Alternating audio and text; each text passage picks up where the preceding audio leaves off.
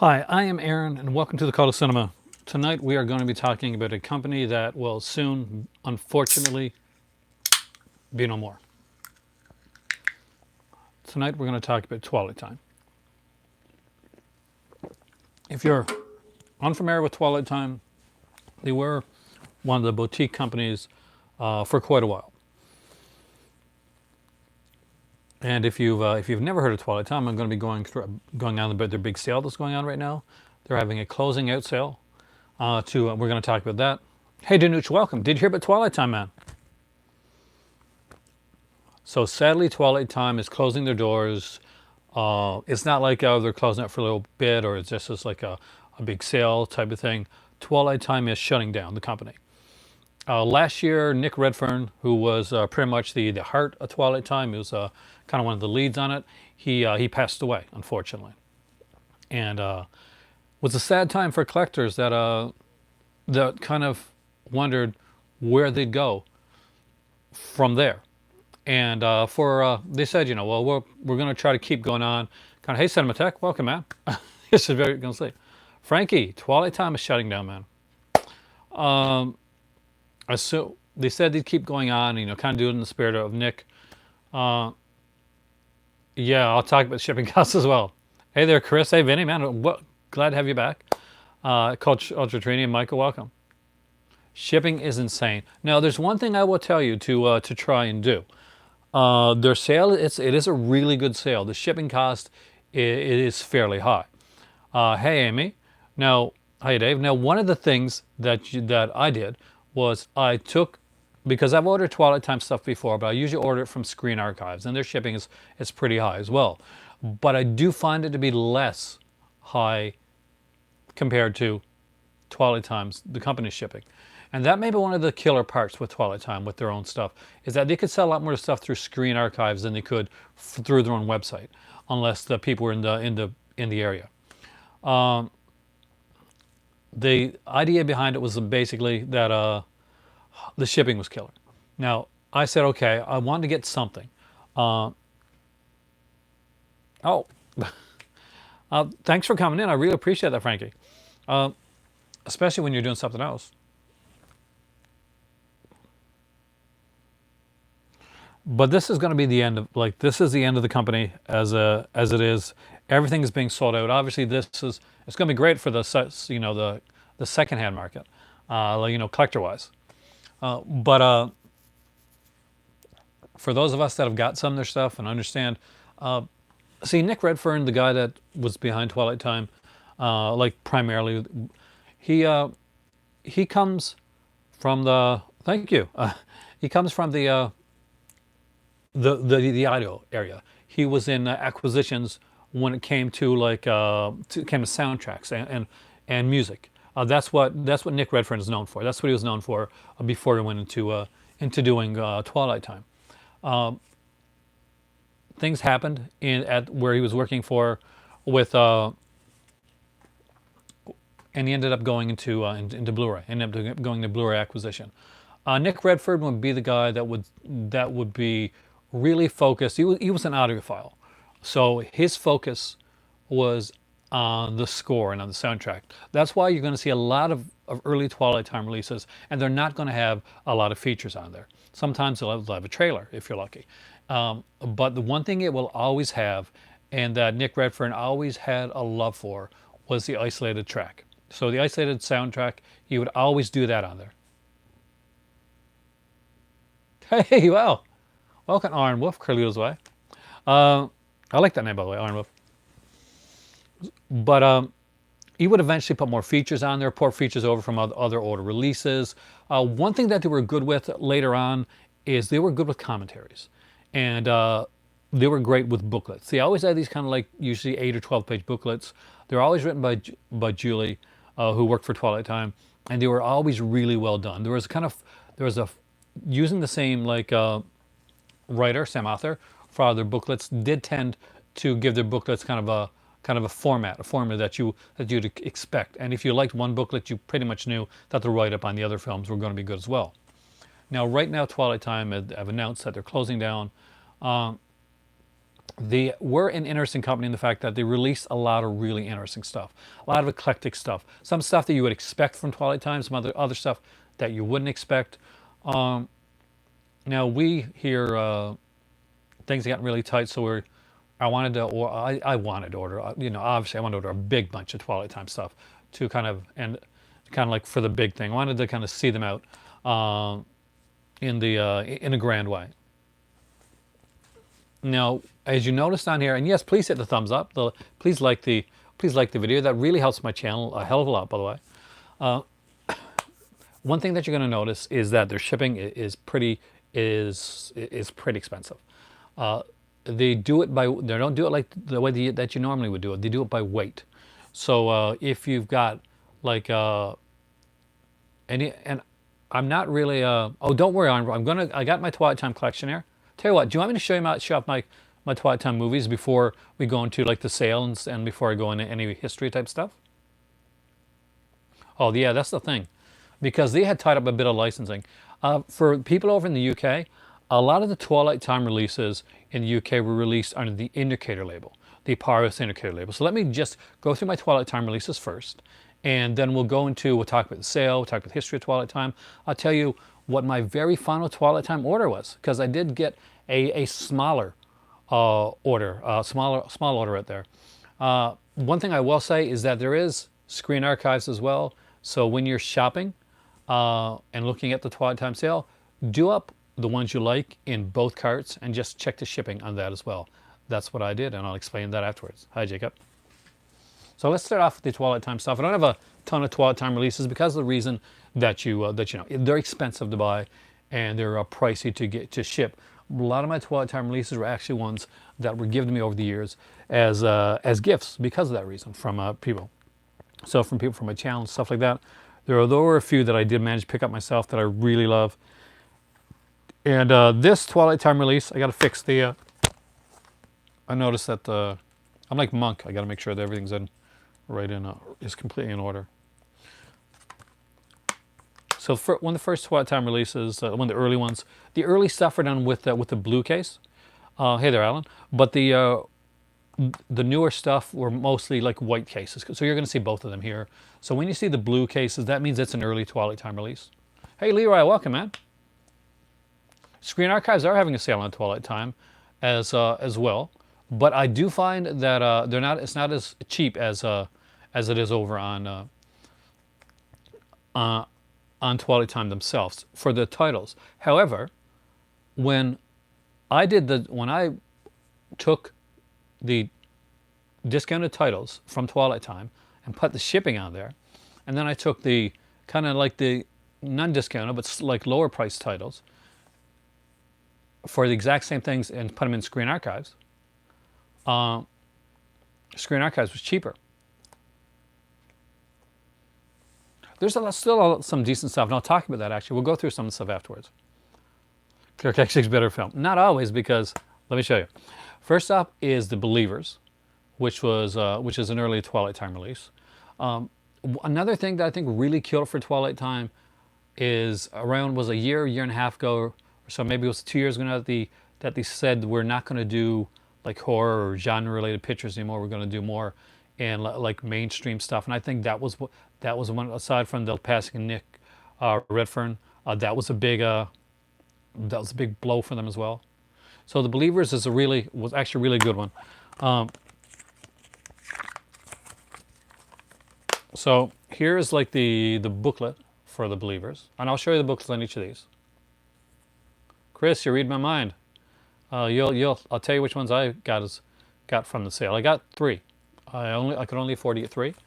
One of the ones I wanted most, I just couldn't afford to get it because there's 2 that I needed to have. They may not have been the best titles, but they were ones that I needed for my collection before that he went out of. Michael, me and you both. Twilight Time are going out of business right now, Alan. So basically, shipping to Canada, Cinematheque, on Twilight Time, and I only had like 5 or 6 in my cart at the first time when I did the shipping thing. And if the shipping would have been lower, I would have got more. But the shipping was $26. So I finally got down to 3 films, 3 Blu-rays, right? And the shipping then was $25. So I don't believe that it's done just by weight, because if it was, 3 Blu-rays should not cost $25 to ship. However, it's if you go like just check out like the ones that you want. Check it out on Screen Archives too, because I did find out that Screen Archives, they were cheaper to get through there.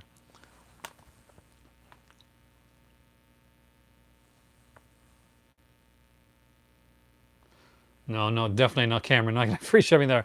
So there's not a lot of features on here. As you can see, this is an early one. You got an isolated score track, and you've got a original theatrical trailer. That's all that there is on this release. I'm sure Screen Factory, someone will definitely pick this one up down the road. 45 titles to enter. Did you buy 45 titles, Dwayne?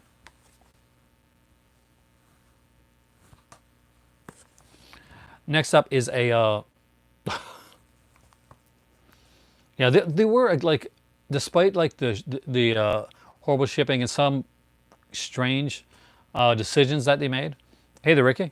It was they had such good stuff. They had there's one title that I didn't get, and before I went any further, they had the title I didn't get that I really wanted, and there's no features on this one. I just really wanted the title because it's a movie that I love, and it's called Romeo's Bleeding. It's an early Gary Oldman film. It's got like Roy Schreider in it, and Lena Olin, I think, and God, there's a few actors in it. I really love Romeo's Bleeding. It's a neo-noir flick. I love neo-noir films. You know, To Live and Die in LA is one of my favorite films. Romeo's Bleeding I wanted more than anything. But there were ones that kind of suited my collection that I had to pick up that were cheaper because I didn't have a lot of money to go with, but I really, really want Romeo's Bleeding. Second up is The Mechanic.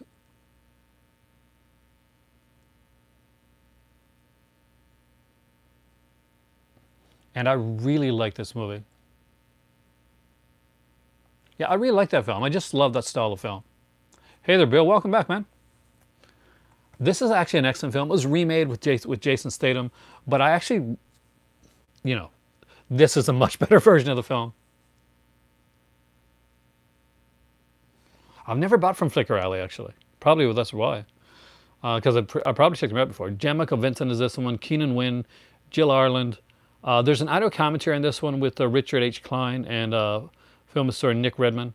And Nick Redman, of course, the guy that... did I say Redfern before? Redman. So Nick Redman is the guy that behind the company. Again, it has an excellent looking booklet. I really love the way the booklets are done. They'll always have some type of artwork on the front, and they'll have the poster art on the back of it.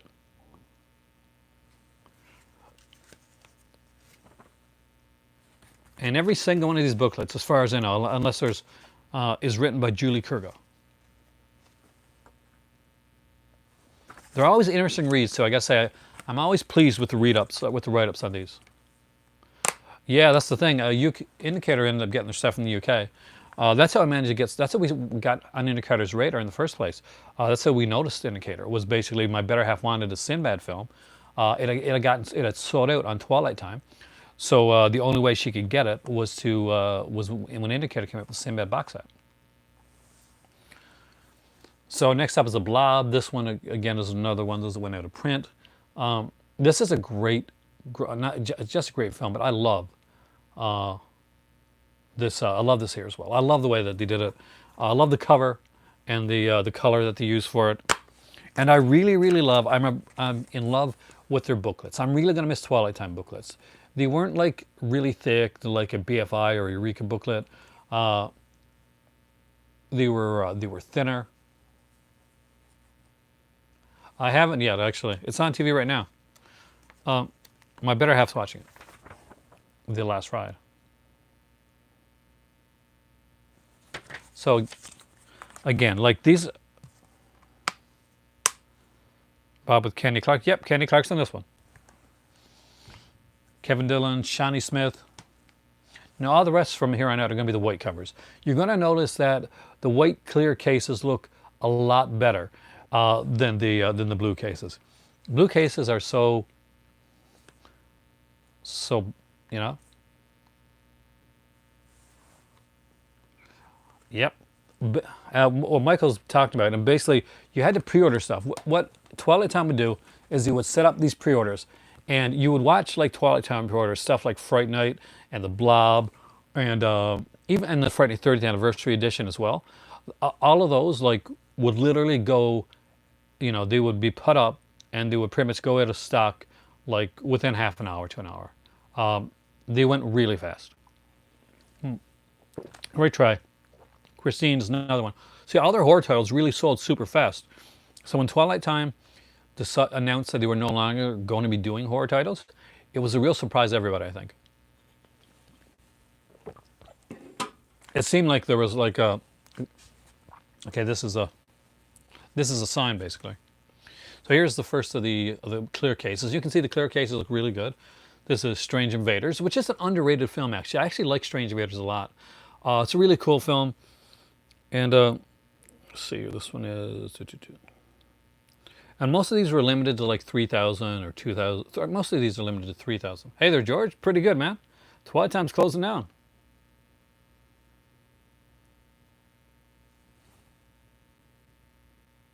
'30th anniversary. Yeah, people had to wait. Were like waiting, like just waiting at the computer to get that 30th anniversary one, and it sold out so fastly, right? Too. This one actually has an audio commentary with the director and writer of the film. Of course, the isolated score. And again, we'll look at the booklet that's in here. Sometimes, like with the clear cases, you'd see that they do this as well.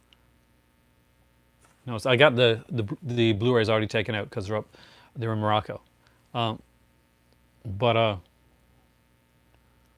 like now that they're gone from the blue cases to the clear cases, they can have interior art to go along with it. This is the booklet for Strange Invaders, an incredible film. And don't worry, after this we will be talking about.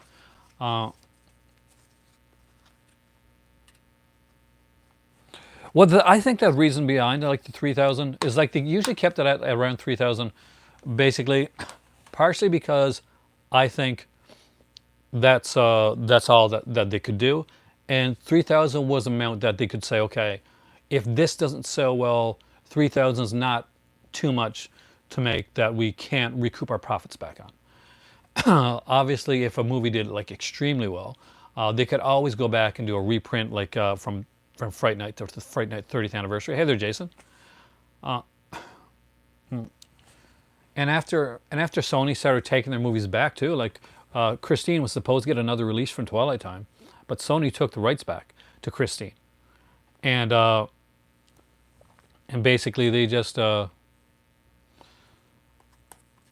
with that they just kind of I think that's probably part of the reason that we started to see like less things coming from them, and why they got away from horror, because a lot of their stuff was like Sony. This is Scream and Scream Again by Twilight Time. And again, this one actually has some features. We got a commentary by David Duvall, who actually really got on commentary, and Tim Sullivan. There is a Gothic Gentleman Gothic, Gord Hester at AIP, an interview with Utka Levka, Steel Gallery, radio spots, theatrical trailer, and of course, the isolated score. It's been a long, long time since I've seen the film since I've seen images, but I remember liking it back in the day.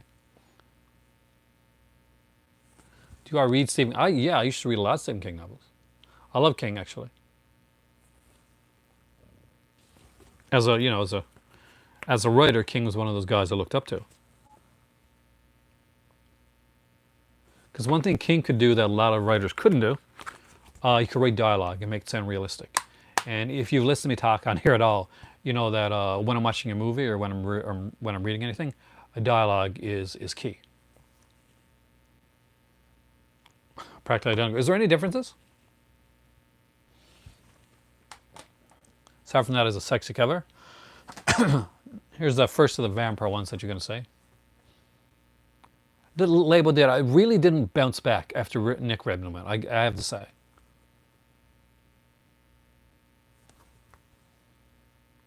At 3 a.m. Sorry, man. Have a great evening there. I didn't plan to make a video tonight, but Twilight Time happened, so this is my Sunday night video.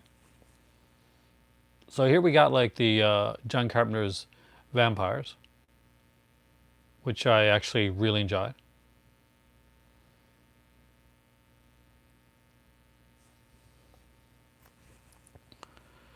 We got an audio commentary with writer-director John Carpenter on here, which is excellent. Making of John Carpenter's Vampires, original theatrical trailer, and of course the isolated score. This is I love the interior artwork for these films, by the way. This is excellent. And again, look at this booklet. Look at the cover of this booklet. This is so well done.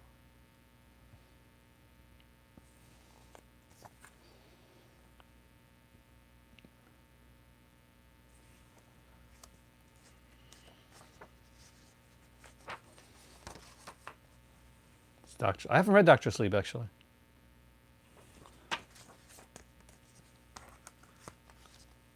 Indicator put says that's the thing. Twilight Time and Indicator do tend to cross over when it comes to lead titles, because both of them put out the New Centurions as well with George C. Scott. Great movie, by the way.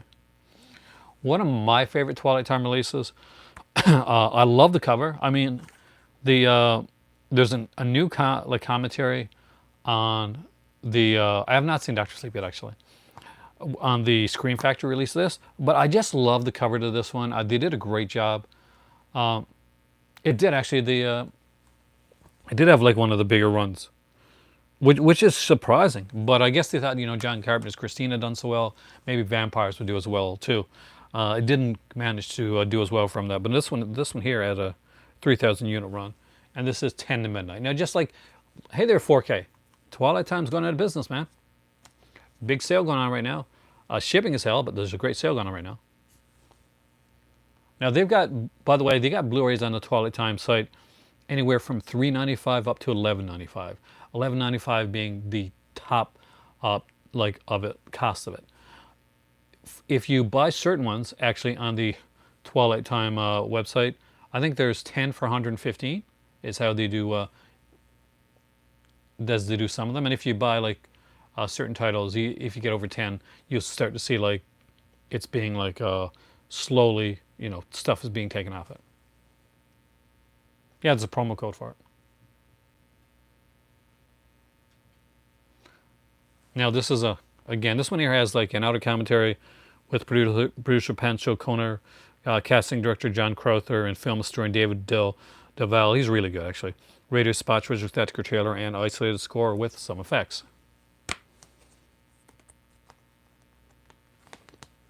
We have the coins, right? If you buy, 3 coins in the fountain? I gotta bring this up here. I'm missing your comments, guys. I do apologize about that.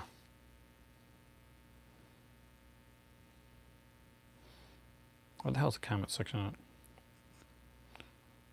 I gotta close this up because the thing that happens is if an ad pops up and I don't look at the like a full size ad, and I don't go look into the ad, it doesn't allow me to see the comments. I got to go back in again. I actually got to close it out and go back in again. We'll see if it comes up here. It's like a little iffy. Right now, there we go. See, the comments are coming up now. So this is the interior for, I better not show that. There's nudity on it, but I'll be careful. For 10 to midnight. Well, I don't really think Indicator did, because Indicator was a UK company. I think more than anything else, Kobe, what we're getting here is the owner, the founder, one of the big founders of the company passed away. Like,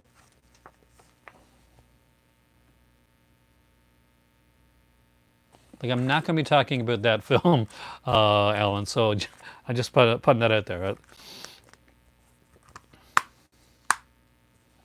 This is actually if not my favorite, it's one of my top favorite, like, Charles Bronson films of all time. Excellent one, and that I do recommend you get it. Basically, people think, well, Charles Bronson always plays like the Death Wish type character. In this movie, it's kind of different from the Death Wish character, in the fact that he is a police officer, and he's trying not to cross the line. He's trying not to cross over the line. Whereas his character in Death Wish and in a lot of his films, or Stone Killer, for instance, he's already crossed the line. He's gone over. He's crossed the line.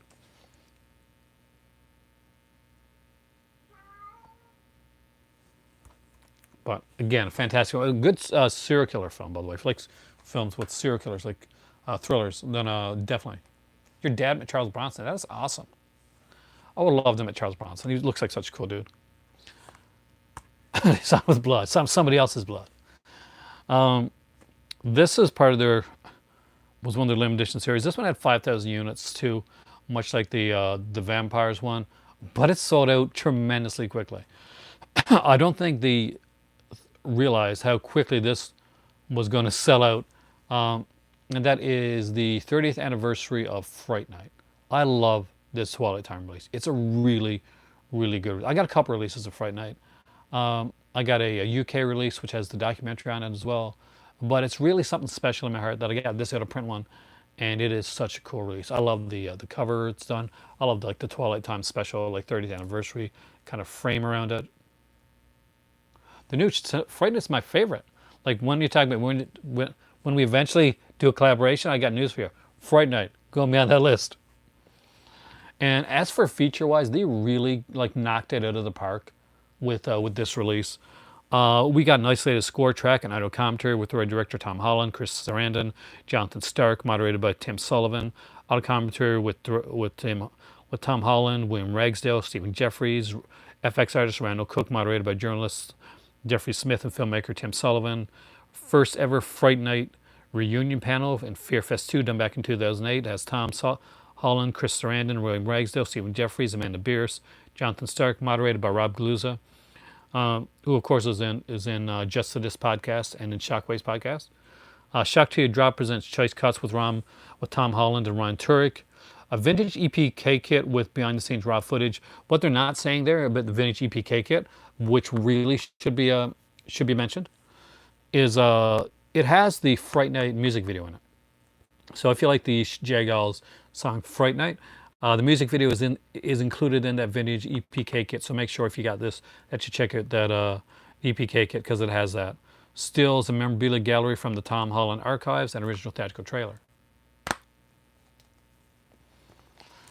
This is one of the few that does not have interior artwork. I have not heard of layering issues actually.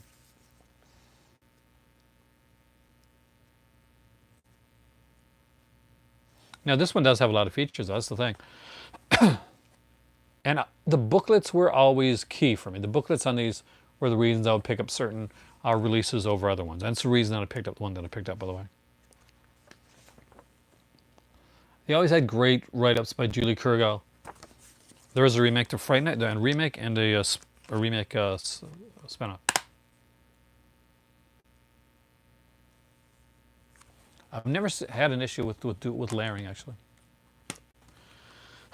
Next up is the classic that actually I really enjoy, and it's Summer Lovers with Peter Gallagher and Daryl Hannah, and who was the other girl in this one? Valerie Quennison, yeah. So we got like isolated music and effects track on here. Audio commentary with writer director Randall Kleiser. Making of Summer Lovers, Basil Poladaris, his life and music. Screen test and original theatrical trailer. It too has an incredible booklet, and there's the interior art on this one. Lucky guy Peter Gallagher is, because it is like a film about a couple that are traveling through. I think it's Greece. Is it Greece? Yeah, the Greek island of Santorini, and they meet up with this other girl, and they kind of like have a they have a menage a trois type relationship. So there is gorgeous cinematography in this film, by the way, just utterly fantastic cinematography.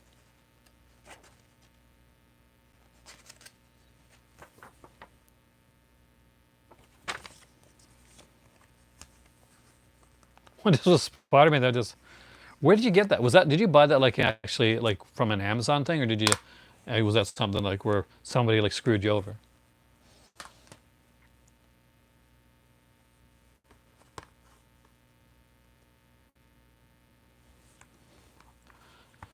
I bought it. Last but not least for my Twilight Time one, and then we'll get into talking about the sale and other things as well, is Count Yorga Vampire. I love their cover art for Count Yorga Vampire. Just look at the art on this. It is incredible. Like, say what you want about some of the Twilight Time stuff. Their quality was really good. Their sound quality was usually pretty incredible. And the art on their discs was pretty much amazing. The booklets were always well written and well researched and done.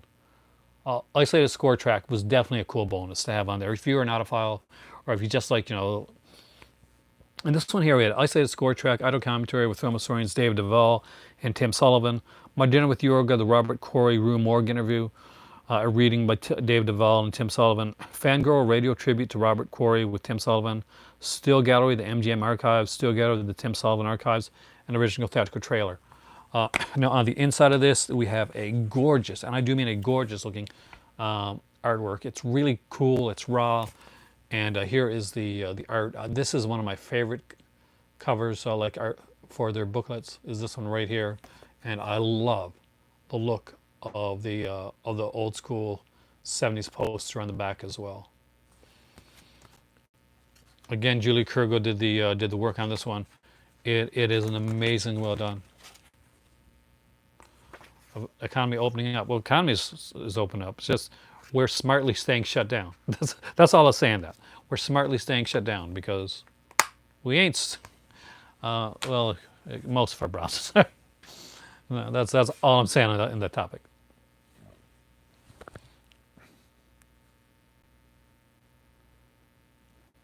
Yeah, there's the thing. I mean, like as soon as these things go out,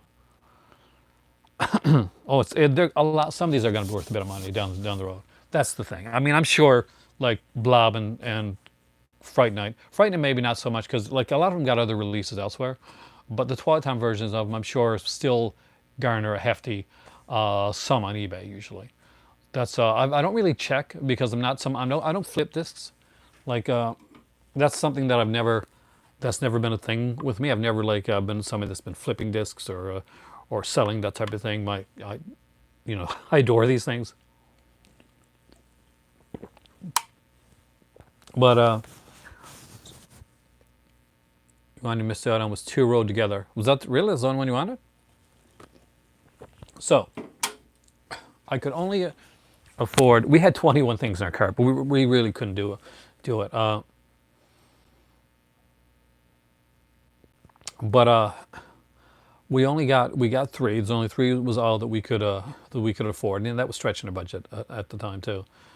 So what we did was we went out and we looked around. We went to Twilight Time's website and we looked through their sale. There's 14 pages of sale items ranging from $3.95 to $11.95. I find that most of them, like there's only a couple $3.95 ones. One of them that I really wanted to get my better half was Absolute Beginners, which was only on for $3.95, and I kept saying, this is your favorite movie. We should get this for you. We've only got it on MGM DVD, and she wouldn't like let me do it. She said we just can't right now. So yes, that's how tight things have got.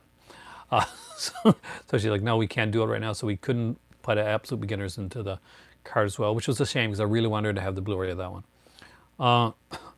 What we did pick up was, and it's been mentioned here a lot actually. 4K just mentioned it. We picked up Rapid Fire because we love martial arts films, and Brandon, of course, like Brandon Lee. If you don't know what Rapid Fire is, it is kind of the Brandon Lee film that kind of made him known. It's How We Got the Crow. It's directed by Dwight H. Little, who directed Halloween 4, The Return of Michael Myers, and great cast. I know there's I think Powers Booth is in it. Like great actors in that one, and some really cool martial arts as well. So we were between Romeo's Bleeding and Rapid Fire. I really, really wanted Romeo's Bleeding. It's one I wanted for a long time, but I couldn't do it. I wanted she didn't get her Absolute Beginners. I had to get her, make sure that she got one. So I had to make sure that we got Rapid Fire. With that, we got. This has been the year of Giallo for me. So we've been I've been watching a lot of Giallos, and obviously I'm doing a lot for my channel. I got the Forgotten Gialli set, the Umberto Lenzi set is coming up as well. There's supposed to be another Gialli set coming down the road, hopefully sometime this year. It was available. It was available tonight, actually, Kobe. It was there for $3.95. That's probably why it's sold out. It's a shame because it's a really good film.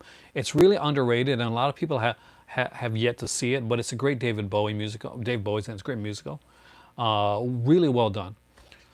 So we went and grabbed the only two jelly that Twilight Time I think ever put out, as far as I can tell, and that is Short Night of Glass Dolls, which is an excellent jelly, like excellent jello film.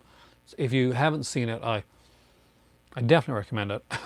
And one that's not quite as great, but it's an early one, and I heard it's got a great commentary on it too, that I managed to pick up was what's it called again? Doll of Satan, something like that. I think it's called Doll of Satan. It's called something like Satan's Doll or Doll of Satan.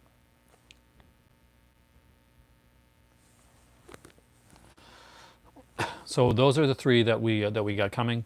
I collect Jello, so I got the only two Jello that are there in their collection. I had to have those, and we got Rapid Fire, which is something fun that we can watch together. You're on the fence about the Lindsay Baker set. How come? Have you seen them before? As I make a total swerve for a second into into Severance territory for a minute. I'm a fan of the of Berta Lindsay stuff, so I had to get the Baker set. But I'm collecting all Jello. I want to eventually have them all. Sweet Body Deborah needs to come out. While I get in, if I don't have it ordered right now and paid for, Jason and I, then no. We've been hit kind of hard with some money issues recently, which I don't want to talk about too much on here. But yeah, it's pretty much to shut everything down for me buying anything in the near future, unless there's some serious changes.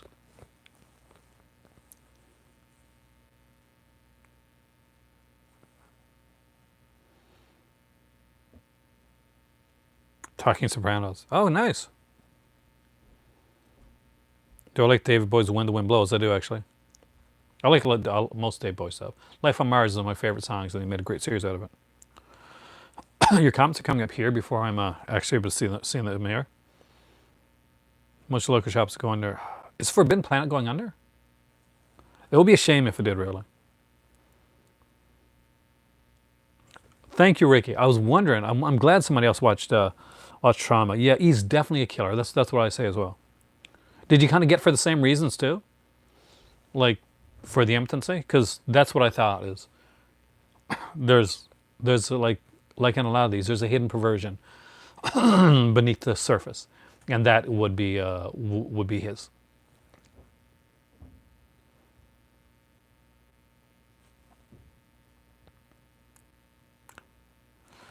I've been really impressed with Severin lately.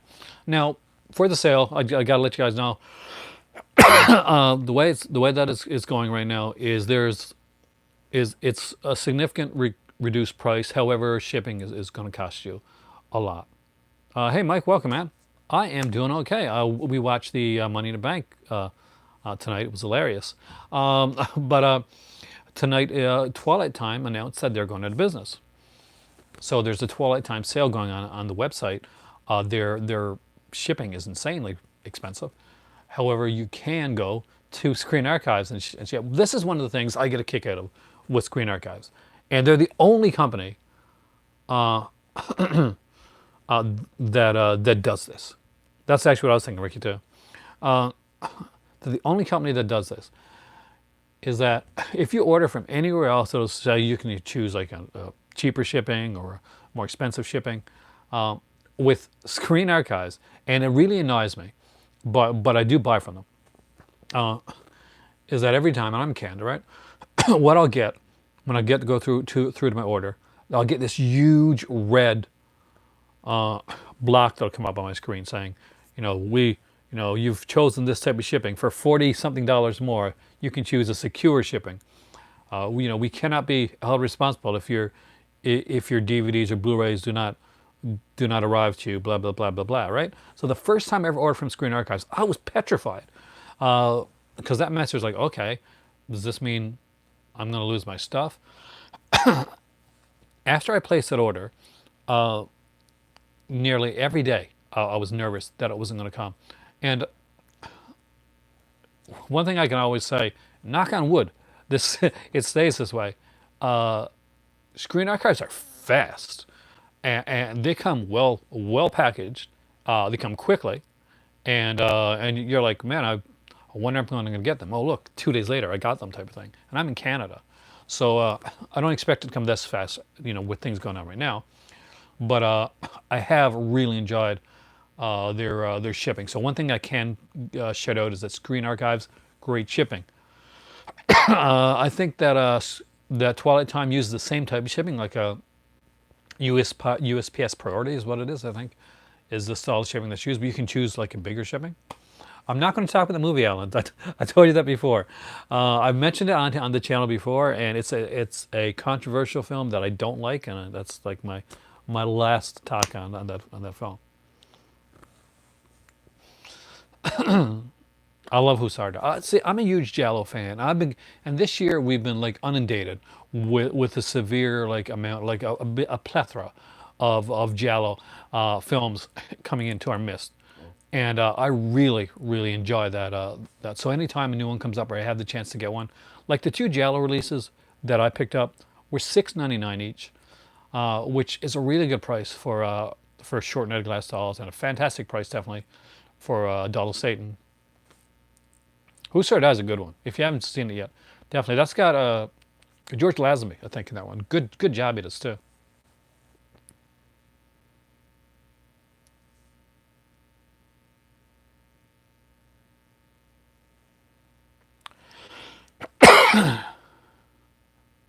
Yeah, they did release Personation.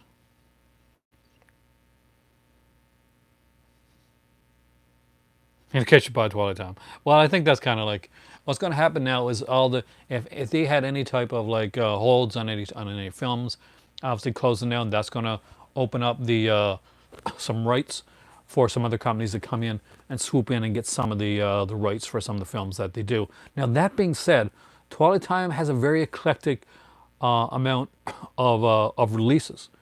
Um, you just picked the 10 for 115. Yeah, that's the one thing. Yeah, there's a 10 for 115.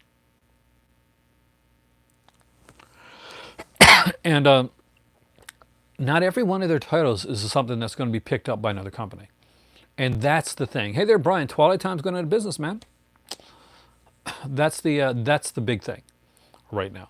Is that not every company is gonna pick up some of their releases.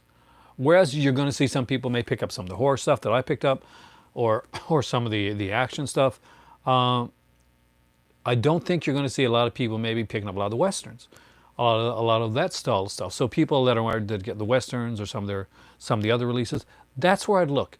I mean, like if I had more money to go in, like I look into the drama stuff, into the western stuff that you really like, stuff that you really want. Movies that may not necessarily be picked up by another company. Like for instance, we all know that Count Yorga was definitely picked up by Scream Factory. How long have I been on right now? I don't know actually. Does it 43 minutes? That's how long I'm on. I just noticed. But a movie like Summer Lovers, for instance, may not be the first really, the first run for their for stuff. They have a few westerns. I'm not quite sure on how many Italian stuff. Like a lot of the Twilight Time stuff I got definitely are movies that I could see being released by the companies, that even Believers, which is not exactly the most well-known movie, the Martin Sheen movie that's out there, but I can see like maybe Scream or someone releasing it afterwards, right? But I some of the westerns or some of their drama stuff, I would love to have gotten Peyton Place. I love that film. My mom's a big fan. Peyton Place, or then they did the film Return to Peyton Place, and after that there was of course the Peyton Place TV series, one of the first soap operas ever, and was a huge film back in the day. But like the way I go, you can't get everything. If I won the lotto tomorrow, for instance, I'd go back in and buy a ton of stuff. And first would be Romeo's Bleeding, and then I'd start looking at the westerns and stuff like that, because see, I can see some. It'll depend. Like 4K, if there's a way to put them together, because I don't see like Indicator like releasing a lot of westerns on their own period. Like the sets, like yeah, lots of sets, and maybe in a western here or there, but I'd say more more within their within the set stuff.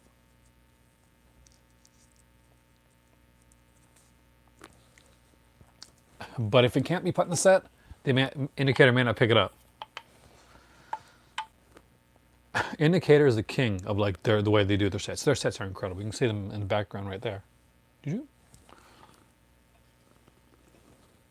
It's really a shame that Twilight Time never branched out, never like took some more chances, never made like any sets or anything, because they really could have. I mean, they could have took some of their westerns, put them together. Did like what Kino does, right? Where they'll take some of their film noirs, they'll put them together, some stuff like that. Like put it like a western set, or put it like a, and just all they needed was you just make a cheap like box for it, and release it like that. I'm sure they could have made some money that way as well with boxes. Can you imagine, like people coming on here and saying, "Hey, here's the first Twilight Time box." That Twilight Time had enough fans that would have sold out immediately. I do apologize. I'm a little bit, it's a little bit dusty down here, so I don't remember another damn. If it's a newer one, I probably haven't.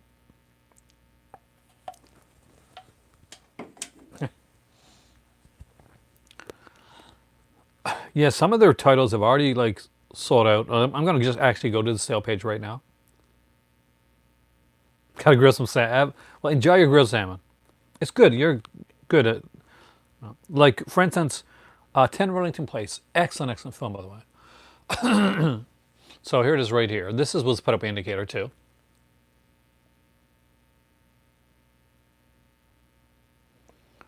Richard Attenborough, creepy in this film, but and John Hurt, amazing performance by John Hurt in 10 Burlington Place. As you can see, it's like it's $6.99, so not as you can't see because of the thing here, but a great little film. And there are some different stuff here. Like everything is running from like $11.95 to $6.95. Yeah, wow, you're right. It's sold out already. Now, Anne of 1,000 Days wasn't there when I looked before, so this is the one that I don't remember seeing on there before. We almost got the Jackie Chan double feature. Actually, we're between it and Rapid Fire, and we got the Rapid Fire one. I would have really loved to have that Jackie Chan double feature. There is Angel, which is a early film by by Stephen Rea. With Stephen Rea. I can't think of any mockumentaries actually, but I'm pretty sure it was Neil Jordan. I think Neil Jordan. I'm going to guess Neil Jordan for Angel. I'm pretty sure. I'm going to go to the next page. I'm going to just like 8 Heads and Duffel Bag is there. Angel Jordan. Thank you, Troy. Because I wasn't sure. I'm just going to mention, I'm going to show some things that I think are really kind of interesting. And just some with the interesting covers. I like Babe the Rainbow's Fall. Just look at, God, I'm trying to make sure the cover's seeable, but it's not, so forget that one. A lot of Woody Allen. If you like Woody Allen, there's a lot of his stuff here. But, hold on a sec. Allergy time. I hate it.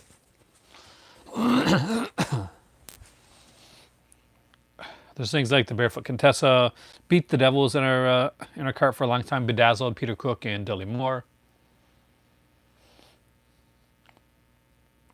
Beneath the 12-Mile Reef, which is one I thought my better half was going to go for, but she didn't grab. I love the cover on the Black Stallion Returns. I wanted this one just for the cover art alone, actually.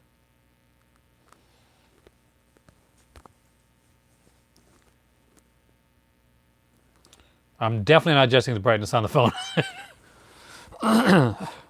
That's where I draw the line. So, what can be seen can be seen. The Woody Allens. Yeah, some of the Woody Allens are cheaper than others, actually. Black Widow here is a...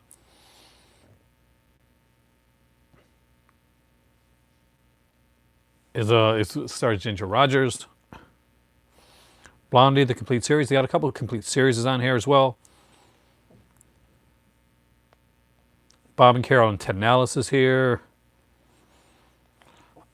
For fans of horror, the Boston Strangler, Tony Curtis. If you're a fan of this was on my list that I didn't grab. Yeah, you're waiting for the Vineyard Cinema sale, right? The one thing to understand, if there's anything that you don't that you really really want on here, go for it. At the if you can afford it, of course, because honestly, guys, it's not coming back. Suddenly last summer, yeah, Elizabeth Taylor, that's on here. The Broken Lance. I actually love this cover, by the way. Alice, yeah, they got the Kid Galahad on there. A Wild in the Country. And movies you wouldn't expect. There's like Bullet Trains on here as well. Captain from Castile. I know it's not everybody's jam, but I like sword fighting films. Casanova Brown is on here on Blu-ray and DVD. The Chairman, which I didn't notice was here, but actually is a really good film. The Chase, there's another big one for you with Marlon Brando. Chato's Land, another Charles Bronson one. I can see the Charles Bronson one's going to Indicator, actually. New Centurions just sold out. Hey, Indy, welcome, man. U-Turn, great film. My better half really likes U-Turn. You guys will get along, actually. I was disappointed that I missed out on picking up the Michael Shane set. Is Bullet Train set in Japan? Let us go to it. Let's find out. Yep. Basis for the 1994 hit Speed, the Bullet Train, stars wonderful Ken Takakura, who plants a device on a high-speed Japanese train programmed to detonate if the train speed drops beneath 80 kilometers below. Well, so, thanks, man. If you're a fan of Japanese films, that's actually an excellent one to choose.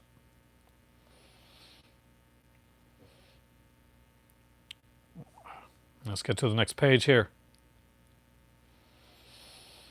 Yeah, they did like the complete PRC Michael Shane collection, which I really wanted because I have the Michael Shane mysteries. It's such a cool film. I actually like it too. Don't Bother to Knock is a great Marilyn Monroe film. It's probably her best performance. My two favorite Marilyn Monroe films, by the way. Dude, no, not going crazy in the stuff. You're getting the stuff you like, and it's kind of paying off in spades because you're watching the films. You're discovering some stuff that you may not have known for originally, and you're finding that you're loving a lot of it. So, if anything, man, go straight forward for it. I can't read your comment quite yet because I'm actually on this is where I read from, and I'm on the website, so I can't get back to there. So you want to like put it down again, I can actually see it. Murphy's Law is available. Don't Bother Knocking Niagara are my two favorite Marilyn Monroe films.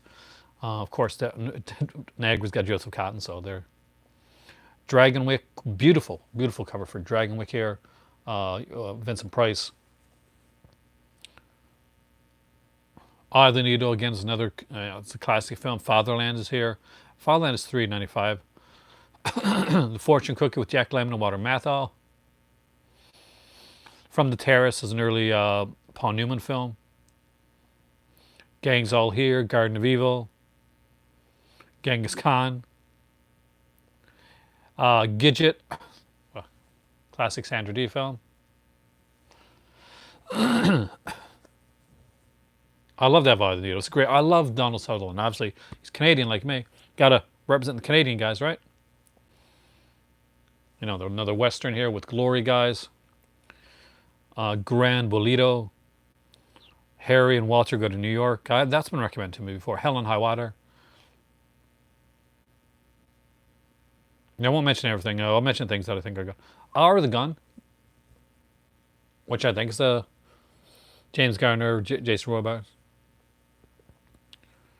How to Succeed in Business. Another one I really wanted, which I had to tap out on because I just couldn't afford it, was Will Success Spell Rock Hunter.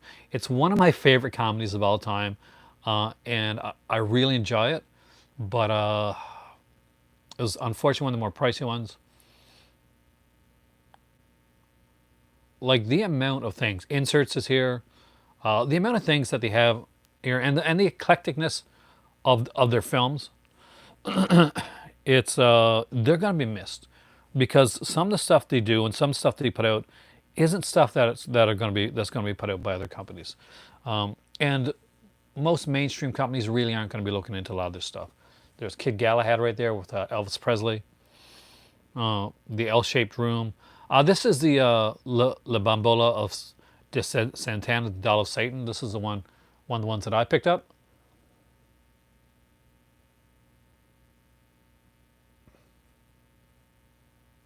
I love the cover on this one, by the way.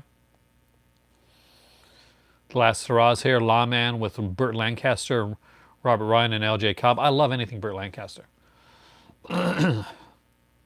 Let's make some of these weren't here before, because I could swear, I swear,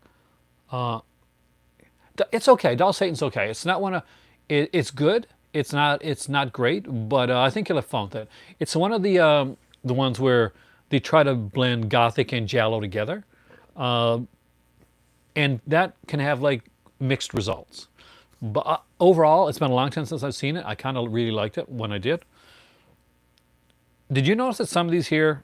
Does anybody else notice that some may have been put in place of other ones? Because I don't remember, and I could be wrong, I don't remember Let's Make Love being in the Twilight Time sale earlier tonight.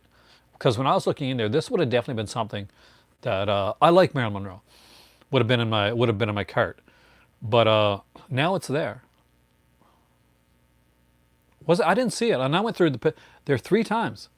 There's, I saw Man in the Moon. I saw Melvin Howard. Just missing out on things, I guess, right?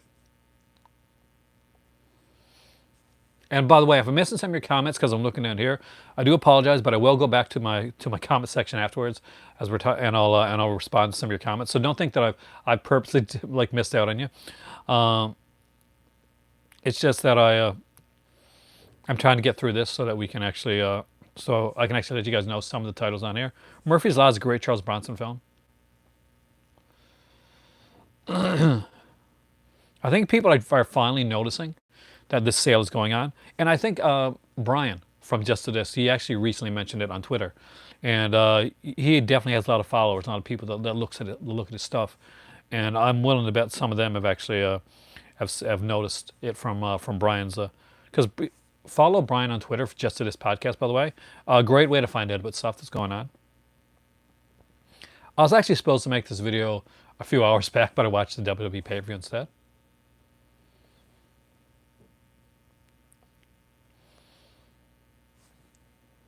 Now, I don't have a really good connection down here on my phone, so as I go through this, there's some titles that I want to show you. Pin-Up Girl Betty Grable. Parts of Blood River, which I'm sure George has got there in the indicator hammer set. That's on here. If you just want to get Parts of Blood River, there's one way to get that. There's another Hammer film on there called The Sword of Sherwood Forest, which I really enjoy. I would like to have that one. Play Dirty is a fun one too. Rapid Fire is right. This is the cover for Rapid Fire. I actually kind of like it. It's kind of minimalistic.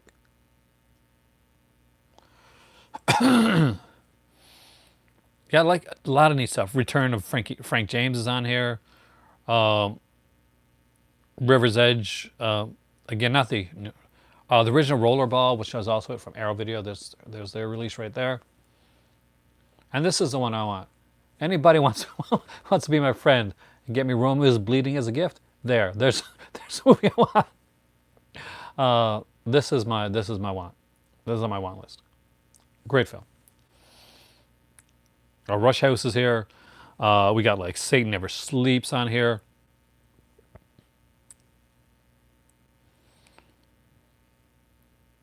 If you're a fan of Woody Allen, there's a ton of his stuff here. And this is the Jackie Chan double feature, guys. Snake in the Eagle's Shadow and the Drunken Master. Snake Pit, which is a really good Olivia de Havilland film. She did a great performance in it. It's about like a mental asylum. She has a breakdown. Julie Kurgel was fired. I did not know that. Why was she fired? Like, what happened to their booklets after Kurgel went? Because I don't want to read a non-Julie Kurgel booklet. Just putting it out there. Suddenly Last Summer, of course, the gorgeous. She is actually Kruger is was his widow. Well, still is his widow. You know. Sword of Sherwood Forest.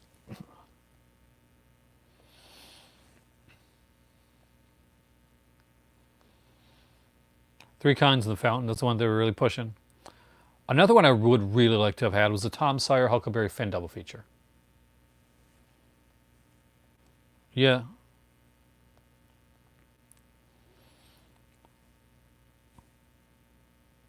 Okay. There's no way this was on the sale when I looked at it earlier. It's on the sale now. Some of these weren't on the page that I looked. I swear, like when we looked at it. Now that being said, we looked at this last before the WWE pay-per-view started, and actually my better half was kind of complaining that she wanted to watch the pay-per-view, and we were trying to get our thing done in time. But this is Frank Sinatra's Tony Rome double feature, Tony Rome and Lady in Cement. This was not on the because I would have bought this on the sale when I was looking at it before. What the hell? Uh, yeah, there are things I can tell you when I looked at it before. Whenever I looked at it, it wasn't there, or because I was looking at the same thing. I looked at Twilight Time movies, like went to the same place, unless there's another Twilight Time movies.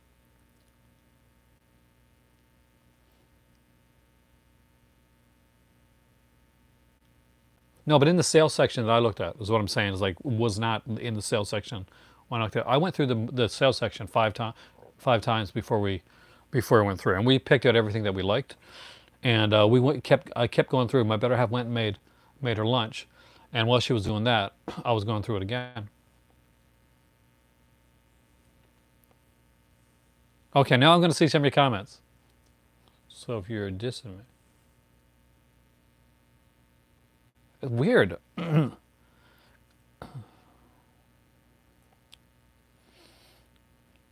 like U-turn? You think it's a better scenario of the guy with the bad luck than Michael Douglas falling down? I can agree with that actually, but I do like both.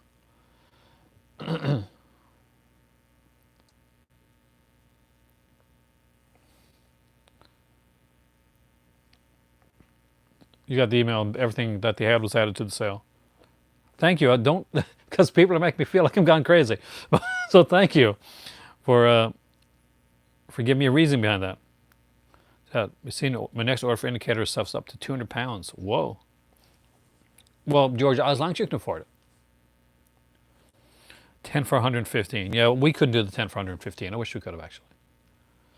10% off an order of 500. Yeah, I honestly, if you're ordering $500 worth of stuff, um, it should definitely be more than 10% off. Zero at midnight, I think, is how I found out about it too. To be honest with you, because I'm usually always looking at his stuff.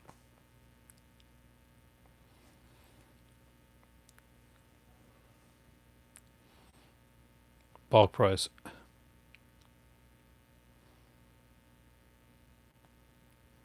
Yeah, I would not be surprised if third parties cleaned out.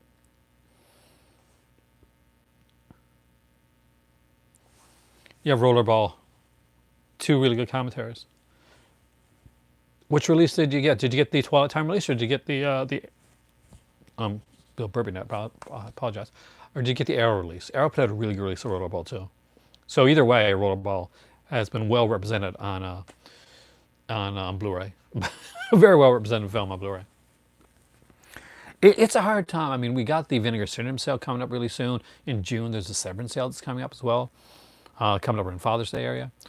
Uh, but what makes this? It's available in 4K. Rollerball, man, Rollerball for a small, like, sci-fi film. It's really represented. Christmas TK Universe. I do not remember that film. Also, yeah, all the shout Screen Factories that are out of print. No, definitely related. Are on sale as well. So it's a crazy time. This company is no more. They're going under. And this is your last chance to get their stuff. So it's going to be interesting to see what you guys get, if you guys get anything. They've really kind of put a stop on a lot of it with people when they get there and they fill their carts and they go to the shipping, and the shipping is pretty astronomical. It should not be that I buy the movies for a more expensive price from Screen Archives, and still get it for cheaper, with shipping included, than I did from Twilight time. That should not be a thing that happens, but it's the thing that happened tonight. I had my order ready to go I wanted to support the end of Twilight, like not support the end of Twilight time, but support Twilight time as they're going to business. And we went there. We put like three things in our cart at the end of it. That's what we had after like wheeling down from 21 to three Blu-rays. Shipping was $25. Just like kind of let that thing sink in. $25 American, which has to be like transferred over to Canadian funds, by the way. So it was over 70 something dollars anyway for just get 3 movies with their shipping. And on Screen Archives, the movies were sometimes almost double the price, like, you know, from anywhere from $8 to $12 or $14 for the same 3 films, okay? And that with shipping included was still $10 cheaper. Expect way more Warner Brothers stuff to go to print over the summer as an underhanded way to divert attention to HBO Max. I wouldn't be surprised. I would not be surprised at all. I can actually see that happening.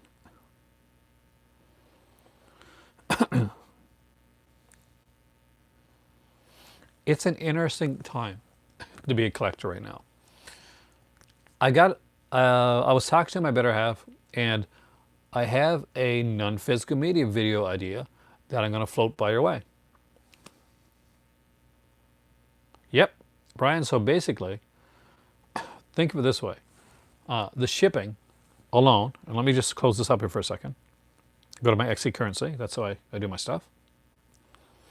There are some great stuff. Say it's $25. Yeah, we'll say 25. We'll just go with the 25 even. So that's going to be $34 for shipping in Canada. Just the ship, not the films, just the shipping. So the cost of the shipping was more expensive than the cost of the films.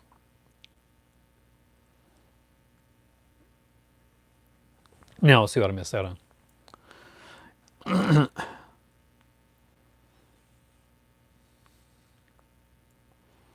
Scream Factory out of print are going. Scream Factory stuff goes out of, as soon as Scream Factory announces that stuff's going out of print, it goes quickly. I went nuts the last time Scream Factory announced their out of print stuff. Rapid Fire, Talk Radio, and Murphy's Law. Great films, by the way, really great films. 3 amazing titles. Eric Bogosian in Talk Radio is just incredible. Super sad film, but super well done film. Great dialogue in Talk Radio.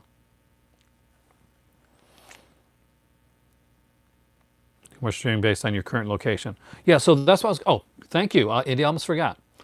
I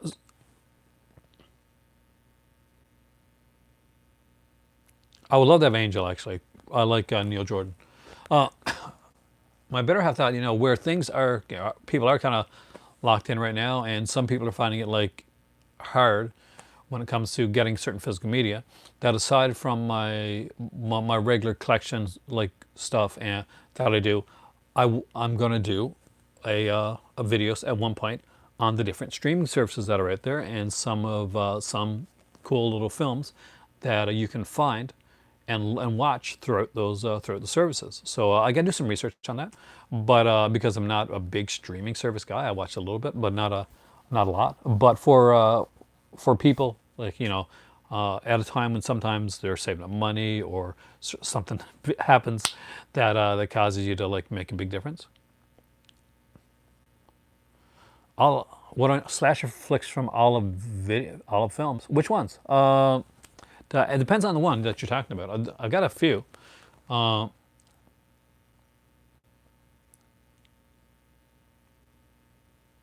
So which ones are you looking at?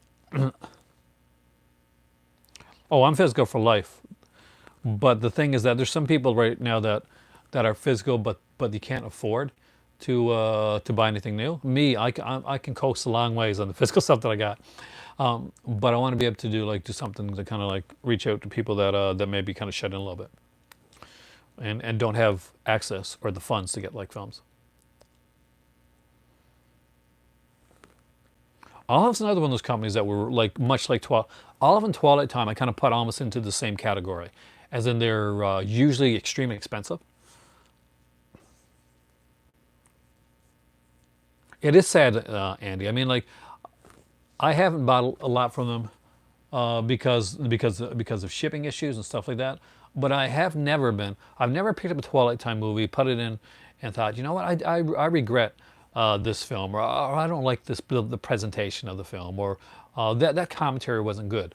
Never a case on Twilight Time, and even stuff like the Doll of Satan, which I think is a cool little like gothic giallo, but it doesn't get the best review, is supposed to, like people say, the commentary is worth picking it up for. Killer Workout's a good one. Really, I got to get Killer Workout. A Deadly Prey. Deadly Prey is really cool. I know you wouldn't expect it, but it is. I would Deadly Prey is hilarious. Get Deadly Prey. And if you don't have Shock 'Em Dead with Tracy Lords, Indy, definitely Shock 'Em Dead. That's a really fun one. That's that one I can those three for sure. I can vouch for. So Killer Workout, yes. There's some hilarious scenes in Killer Workout. It's insane. Shock 'Em Dead, 100%. I really enjoyed Shock 'Em Dead, and of course, Deadly Prey. Deadly Prey is a must when it comes to the slasher video stuff from Olive Films. I can't. Those are the ones I can think about right now.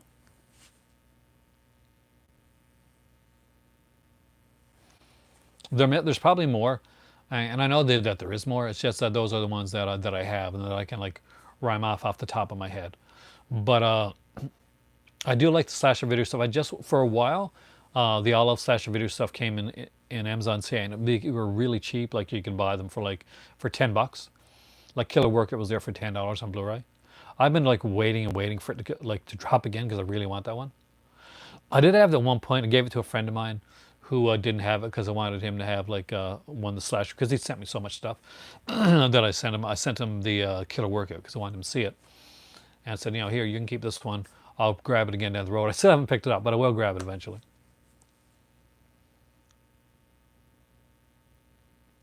Yes, definitely. I do think Twilight Time is is one of those companies that they were a premium company. They were known, much like I guess in a different weird way, Brian. I think of them like Criterion, in that they weren't always the company that people talked about like the most. They weren't talked about say as much as Scream Factory or Arrow or Vinegar Syndrome or Severin. They kind of like lead the pack right now when you're talking about like boutique collecting. And Criterion, is up there too. But Criterion can often fall off to the side until the sales come about. That's one of the things. But think of like Olive and Twilight Time as being very similar that way. So yeah, I want to say the old man label because they put it like Fright Night, they put it Christine, the Blob, the two Jallos that I mentioned. Short Night of the Glass Dolls, by the way, if you don't have it, it's a great Jallo. Uh, you know, and Doll of Satan, still I would pick it up. I'm like, yes, it could get a release eventually somewhere else, but if you're in the UK, like 88 Films released Short Night of the Glass Dolls as well. However, there is an exclusive commentary on the Twilight Time edition of Short Night of the Glass Dolls. So just to let you know that. So if you're kind of on the fence on that one, if you like Jallo, Short Night of the Glass Dolls is a great release. Short Night of the Glass Dolls, it's one of the few times that it has an exclusive. And a Twilight, because Twilight Time isn't known for having live exclusives except for isolated score tracks. But every once in a while, there's an exclusive audio commentary. And Short Night of the Glass Dolls has an exclusive audio commentary on there as well. So, and as does the Doll of Satan. That one also has an exclusive audio commentary. So if you're a commentary person, and if you're a YouTuber like me and you like talk about films, sometimes it's a rare, more obscure film. There's not a lot of information on it, and it's maybe been a while since you've seen it. So you want to come on, you want to be able to like mention different things about the films, commentaries and special features like are, it's key. Commentary is king when it comes to stuff like that. You really want to like be able to dive into the commentary because a lot of times I'll watch a movie too, and I'll be so excited about it, and I'll hear like certain things, and I'll be like, I really want to know more about this, and I like, I'll, and I can be watching on my own. I'm like, I just want to talk to somebody, and say, this. When I watch Trauma, after Trauma, I had to turn the commentary on right away.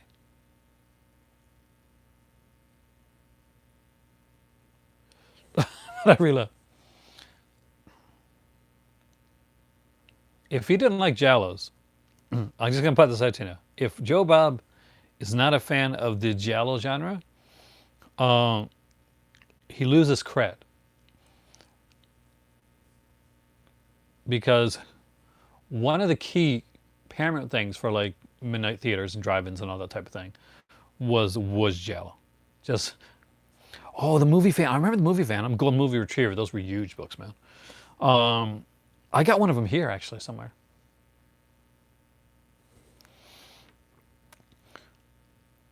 I used to buy the Leonard Maltin books too. It is like everything's gone online now, and it's a shame. I like, I go to bookstores and stuff, and I'll, especially secondhand bookshops, and I'll look for things like that, like movie review books, analysis books, guides, that type of thing. I'm always excited when I hear like Stephen Thrower or Dry Holworth or one of those guys are putting something out. That's always a big thing for me. So I still love like my physical media when it comes to books and that. Did he not like it though? Like I gotta ask you, Brian, because I'm probably not gonna watch it because I own like Deep Red with all the editions. So yeah, me too, Ricky. Like the fact that he didn't talk about him being, I think like he mentioned that there wasn't like a lot of the people that had made the film Trauma had passed on, and he had thoughts, but I kind of feel like he kind of like he reeled himself back a bit with some of his thoughts. Like he didn't want to be second guessed. That did you get that feeling when did you listen to the commentary? It was a good commentary. Like you did a great job. Trey Haworth always does a great job in commentary.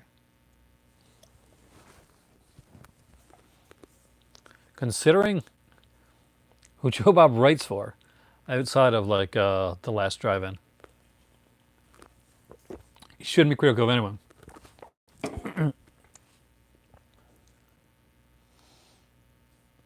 And I do like Joe Bob, I like some of his stuff, but as a film reviewer, but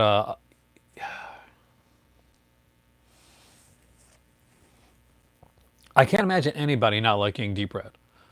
Like I'll be honest, like Deep Red has its pacing issues. Like I will 100% give it that. It has its pacing issues, but it has one of the best scores for a giallo film.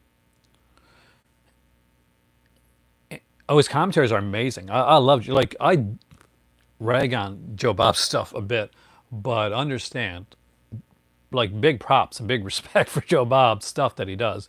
He is a really, really smart person. We don't always agree on stuff, but I didn't agree with Roger Ebert on a lot of stuff too, and he was a very smart guy too. But everybody's got their own thoughts. The movies that like kind of like that they feel for. I want to do a list of movies that I personally think are pretty close to perfect films. So I'm going to do a perfect film list. There was a YouTuber. She's good actually. She's been doing lists of like top movies, top horror movies from the 70s, 80s, 90s, the aughts type of thing.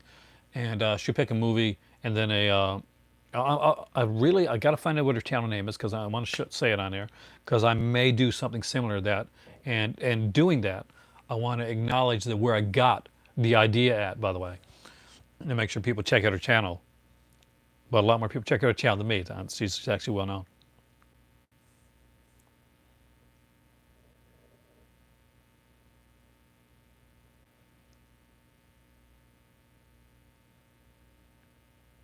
Well, Deep Red is not. I think the thing, and some reviewers like do tend to over like when it comes to giallos, it comes to deep red, not just deep red, but a lot of giallos, is that there's a certain style to a giallo film, and it isn't linear thinking.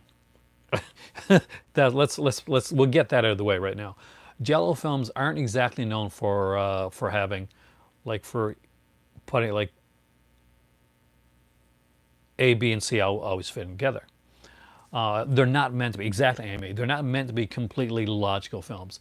It's especially Argento stuff. It's so much about the look and the sensory overload within the film. There's a reason that you're getting goblin type scores. There's a reason that the colors are so vibrant and bold and bright, and the murder scenes are so amazingly constructed and well done, almost to the point of being something that's a source of beauty, and are just it's just incredible. At least my weird opinion, anyway.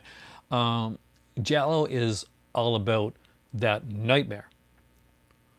Thank God, because I prefer Italian films.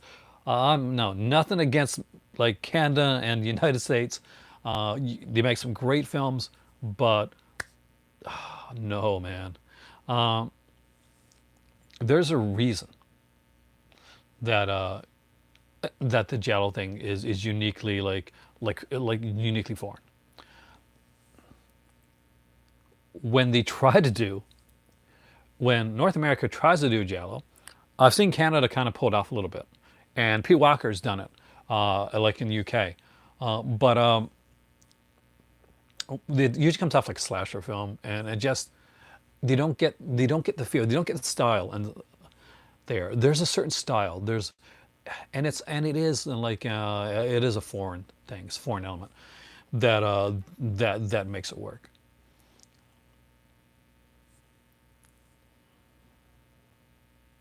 Oh, Brian De Palma. Yeah, Brian De Palma, one of my favorite directors of all time, is definitely like a giallo. Like you look at Dress to Kill. Dress to Kill's a giallo, like hands down. Dress to Kill's a giallo film. Do you like the abruptness of the deep music? That's the thing. It's supposed to the abruptness of the music, and like the when it stops, and like the sudden loudness of it. It's supposed to invoke a certain kind of uncomfortable feeling within you, and that's totally on purpose with the film. The blood is extremely red. The colors and the sounds. You'll notice when you're watching Deep Red that a lot of the props are oversized, so that the door handles and stuff like that are really big, and that's because Argento wanted to use like actual teenagers, or like young kids, preteens, in the film, because it's supposed to be like about this young school, this young boarding school, but he couldn't do that. They said no to him.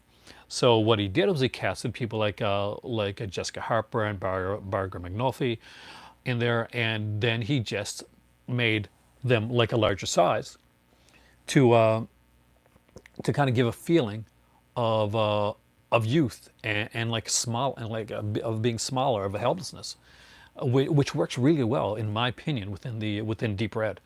Uh, that's my thought on it as well.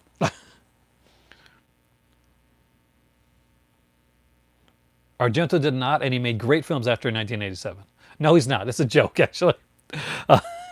Because Stendhal Syndrome, what year is that made? And I don't care what you say, man. Sleepless is highly underrated. Uh, Sleepless is highly underrated. Doesn't have the best acting in it, but still has some key Argento things in Sleepless. The only ones that really kind of bothered me was Mother of Tears, which I think it's okay. I mean, it's not a good film, but it's a decent film. And Dracula 3D is hilarious. It's not that, forget Dracula 3D. Watch it though, it's still fun to watch. The praying mantis scene, gotta love that. Tenebrae is my favorite Giallo too. Favorite Argento in that one too.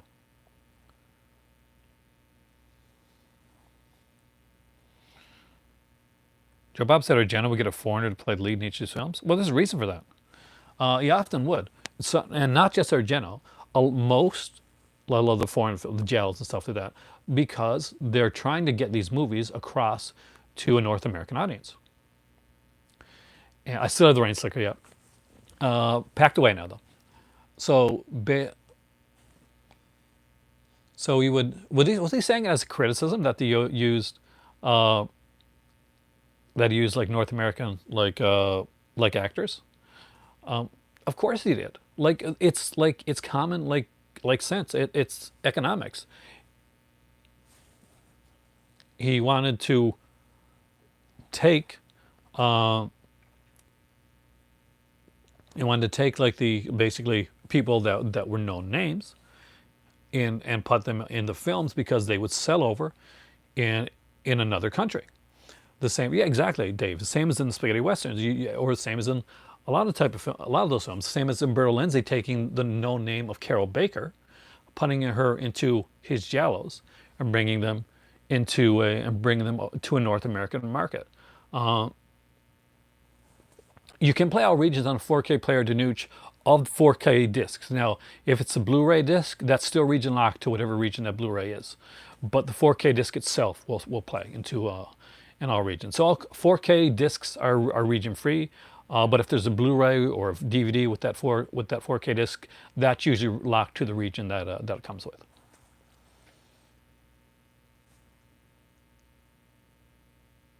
Hey there, Scholar. Joe Bob said, Argento only made 4 Giallos. No, he didn't. And he stole from Fulci and Bava.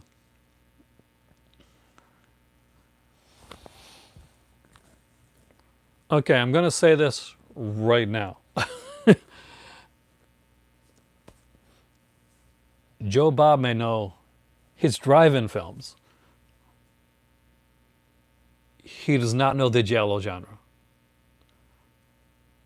That's pretty obvious from what you're saying. I don't think he gets it, and that's okay. Or maybe he's just getting older, and we get older, we lose a step. But yeah, that's what I'm thinking, Amy. He's kind of everybody's wheelhouse here. It's like not some. Obviously, it's not something that he has either he has a great interest in or a great like for, and he hasn't done his research. Research is king. You gotta, and one, this is my genre. This is my area, Brian. This is the area that I love. Bava and by the way, and Argento worked together. They were good friends, and Inferno is actually a collaboration. There's collaboration between Bava and Argento on there. So if you like Mara Bava and you want to see Mara Bava working kind of with Argento, then check out Inferno. That's the second in the Three Mothers trilogy. There's some stylistic sequences in there, some really stylistic sequences, and there's some stuff done there by Mara Bava. Of course, Argento would take Mara Bava's son, Lamberto Bava, under his wing and really kind of work with him a lot. Unlike here, in North America a lot, you'll find that a lot of the Italian directors do tend to work together and kind of take from each other. And the difference is that they'll admit it and they'll talk about it. So you get a lot of guys like, for instance, there's oh God, what's his name? The guy that directed Contamination? Yeah, Contamination. Whose name is, I'm sorry, it's escaped me right now.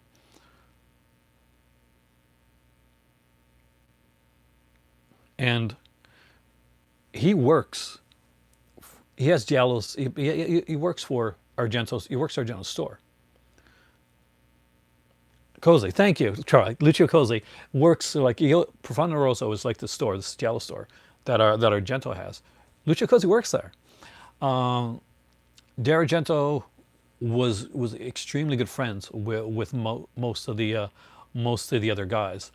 And they would take things back and forth and talk, worked together. Or he worked with Bava. I'm sure along the way he probably came across Fulci. I really got to look into that a bit more actually. I know he did actually Wax Mask. Yeah, there.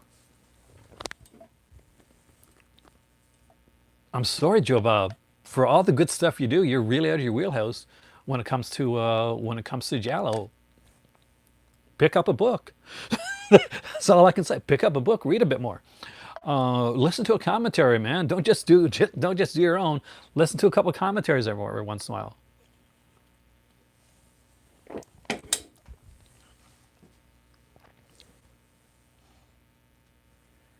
Thank you for the Lucha Codes thing because I totally forgot that name. The name is like totally got out of my head.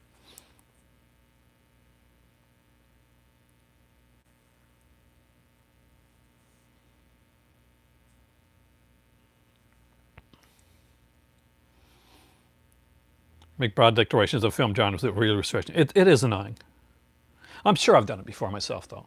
Like to be totally honest and be completely like transparent. I'm pretty sure like I've there's been times when I've made like generalizations that would come back and bite me in the ass. Like to be completely completely blunt. To be honest with you, but so none of us are infallible. Apparently not even Joe Bob. But I got a feeling that if I was in a conversation, if I went to a convention and Joe Bob and Marcy was there, Marcy, it's Darcy, Marcy, it's Darcy, right? It's Darcy the male girl, right? And Darcy was there. I would probably talk to Darcy more just because I feel from everything that I've heard and people told me and that I've seen online, we'd have more in common when it comes to films. She may be the male girl, but she knows her stuff sometimes better than the guy that she's being the co-host for. So just putting that out there too. She knows her stuff, and I've noticed that.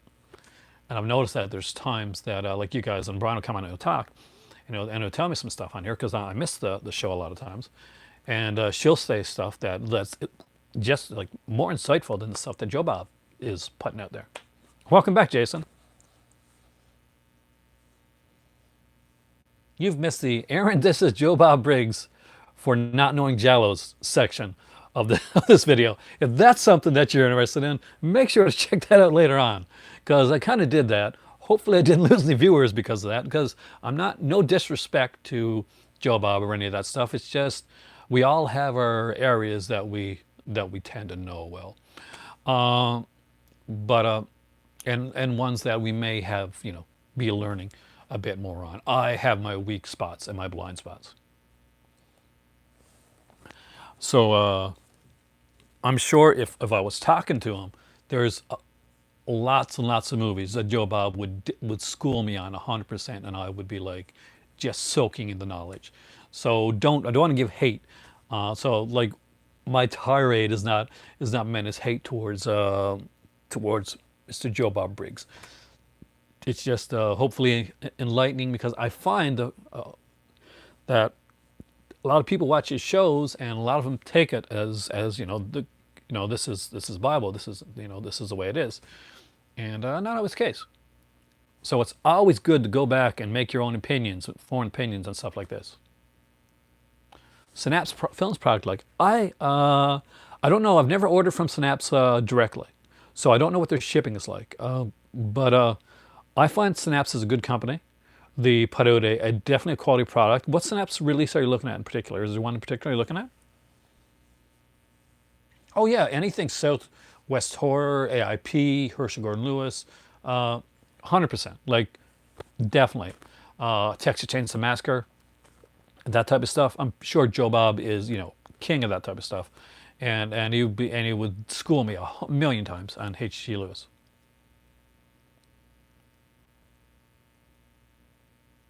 Hey, well, welcome back, Cameron. Um,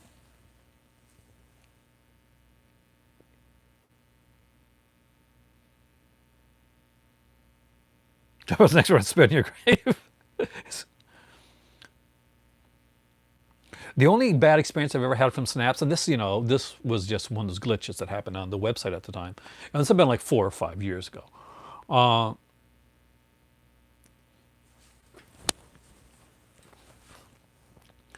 But the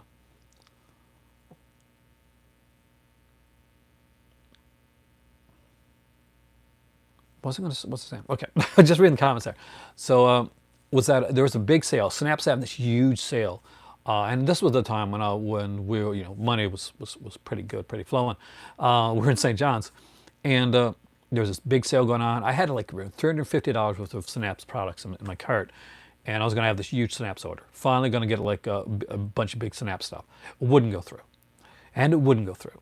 And I tried to contact them, and I contacted them like half a dozen times or more. Eventually, this like they didn't get back to me. The sale had ended, and they still didn't get back to me. But I think they've changed a lot. There are more since then. His favorite Texas Chainsaw is pretty much a like heads up for like my future like perfect films list. Texas Chainsaw 1974 is on my list of films that are virtually perfect. Twilight, yeah, rest in peace, Twilight time. But it's sad to see them go. Hopefully, the Gary, you better get some stuff from the sale before it all sells out. It's selling out extremely fast.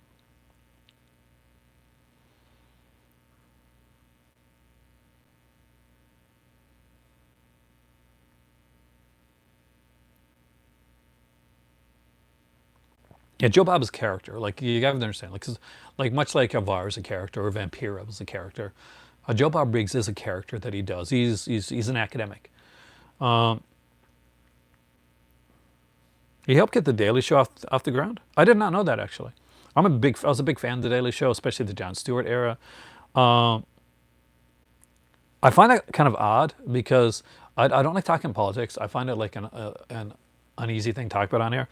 But doesn't he have like a different like kind of like mindset?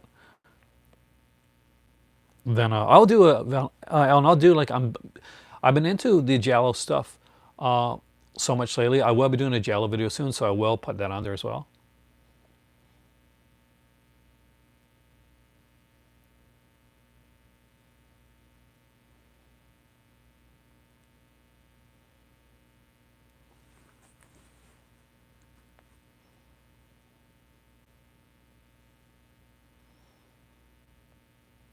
But I'm going to move away from the like no like nothing bad, but I'm going to move away from the political part of Joe Bob because I don't want to get in that. I don't want to make anybody feel uncomfortable. Some people that might have different have views or certain views or maybe differing views. I never want that to be something that gets on that gets on our that gets people to feel uncomfortable when they're talking about films.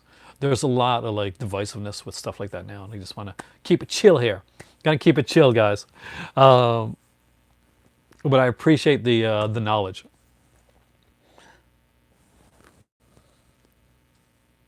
Delirium photo. Oh yes, it is in lesser known. It's a great one too. That's Serena Grande. I mentioned that one a few times on the channel. Yeah, I like Serena Grande. Don't worry, we're not talking about that on here, Amy.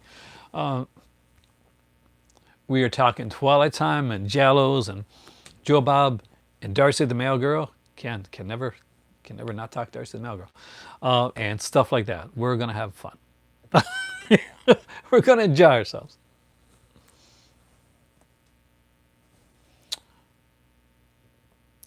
Strip me for your killer case about Irish your voice. I don't know if your voice lock room on the key is like a lesser known one though, especially now. Great Jallo, all great Jallos.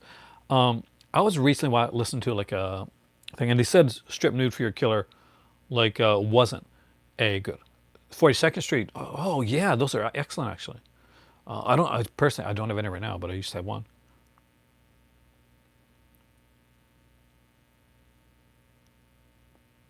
Can we please get in the real Nightmare on Elm Street Blu-ray box set?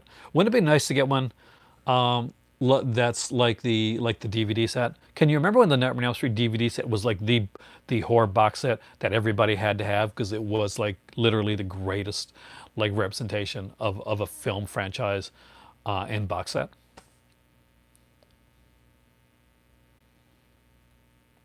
Strange Vice of Mrs. Ward, another great one. And actually, the Strange Vice of Mrs. Ward is where the name Your Vice is a Locked Room and Only I Got the Key came from. Same director. He actually took, that's from like Strange Vice of Mrs. Ward. That's where he took the name from. House of Laughing Windows, great film. You guys have given us a great recommendations.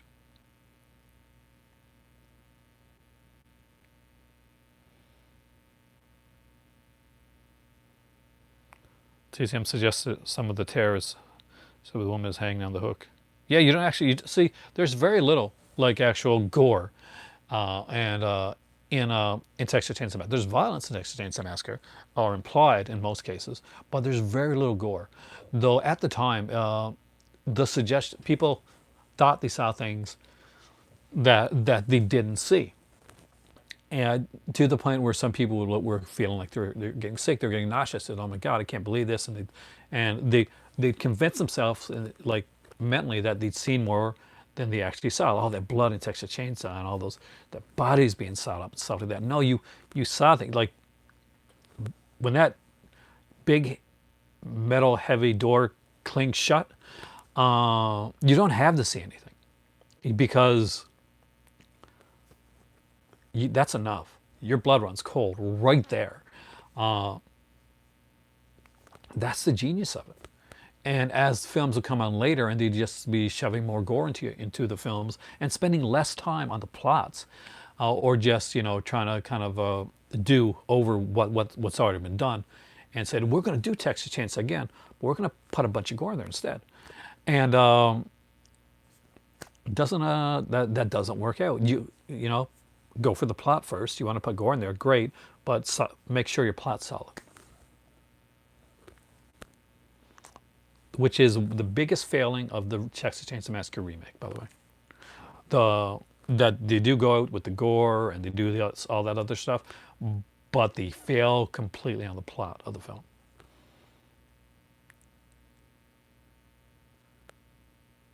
The Tenant just coming on Blu-ray. I heard the Tenant was coming out. I'm not quite sure though who's putting it out. A biopic, I mean, could be kind of boring, Alan, but yeah, I would love to see that. Who would play me? Thank you, though. I appreciate that.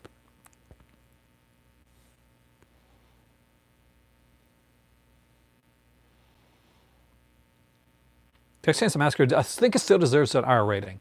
Like I would give it a R rating. It's not an X-rated film, for gore or anything like that. But there's an intensity to Texas Chainsaw Massacre. See, the thing with like a PG or PG-13, or like an R-rated film, is it shouldn't be so much about the gore, it shouldn't be so much about the nudity, because both of those things can be used in a film and not get an R rating, in my opinion.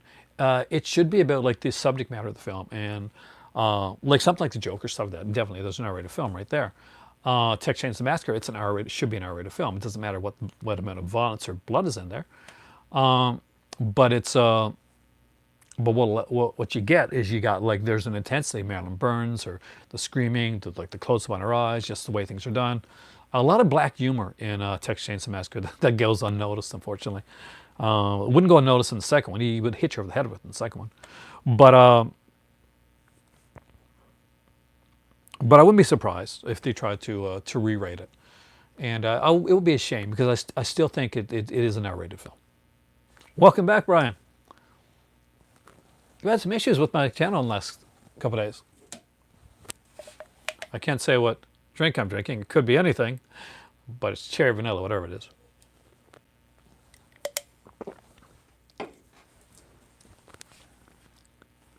I don't remember the last time I saw Black Belly the Tarantula, but I know I've seen it. I don't think I own it either. Thoughts on Runaway? I love Runaway with Tom Selleck. I think it's a highly underrated film. It's really entertaining. It's fun. Tom Selleck is one of those guys I thought was going to like kind of lean more to the leading man category, but he didn't, which is a shame, because he was incredibly like well versed when it comes to and charismatic, but he didn't do like a lot of like kind of leading roles, sadly. But the ones he did great in. And Edwidge Fenech. Oh, I love Edwidge Fenech. Mara Bava, ironically, she's in the Mara Bava film, but he didn't want to use her. He was made use her. The producer said, use Edwidge Fenech. She's really good, and he's like, I don't think she'll suit this film. I don't think she's good for the film. She was the standout part of that film. Try refreshing the page, Brian. I know what it's like. I have internet issues on my side sometimes here as well, which of course it's killer. It's what do you do? Especially right now, like internet's being capped right now is what's going on. So everybody's going to get internet issues, myself included, every once in a while. Great topic, by the way, Alan, asking about the underrated Jallos, and I love the fact that everybody kind of just leapt in and took charge and they just gave a bunch of like recommendations. Incredible stuff. Paul Giamatti. I'm not sure about Paul Giamatti, but he's a little bit bigger than me, kind of tubbier than me. But he can do all the weight stuff. So yeah, I can see it though. Neither one of us have a chin. He's gonna have to grow a beard though. He's got to grow. He has to grow an awesome beard. Oh, Brad Pitt. Thank you, Danuch, but hell no, because he's way better looking than I was at any point in my life. And don't ever think I'm like him. No, I have. I feel good with my looks, but I'm also realistic. Flash Gordon is getting an amazing release. It's got like a bunch of discs. It's like a huge set. Who would have thought Flash Gordon of all films would ever get like that, this type of release? I love Flash Gordon. My better half, she's a huge fan. One of the things, there was a digital film festival a few years back, and one of the things we did is we went and we saw Flash Gordon in the theater. It was incredible. It was a great time.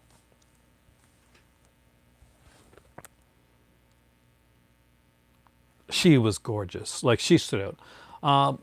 It was the people from those films that stood out, like Italian films, cinema stood out to me. Edwidge Fenech, Susie Kendall, watching Barbara Steele in the Marababa. Those were the ones that stood out to me when I was as a youth. Those were my Barbara Boucher. Were the sex symbols, the Sybil Dannings, of that era. I don't know how I feel about A Quiet Place too. I feel it was kind of perfect where it was at. So hopefully it'll be good. But I'll be honest with you, I'm not holding a lot of hope because I kind of feel like it kind of said what it had to say. You know what I mean? Flash Gordon with the Queen soundtrack, that's the one.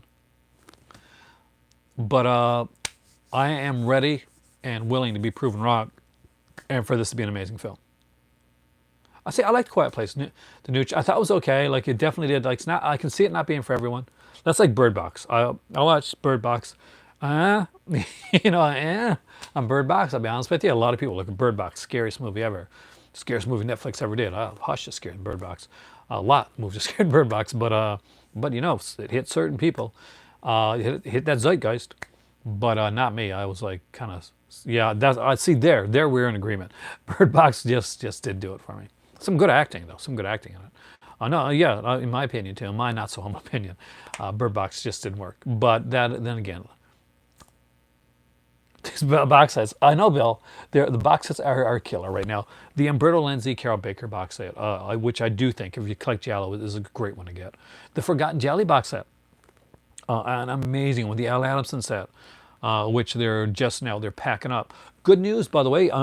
Unobstructed View emailed me last night, and one of the sets that I'd ordered from them from Cult Epics, that's coming, and it is going to be one that I really want to dive into and I want to talk about and get extensive into on my channel when I do, because it's a set that I think has flown under the radar for a bunch of people because of the title of the set, that people are bypassing it and not realizing just the significance of what's in it and what it does. And I'll talk about that more when I get the set come. But I will say that it is the first written work of Martin Scorsese, and that's pretty amazing in and of itself.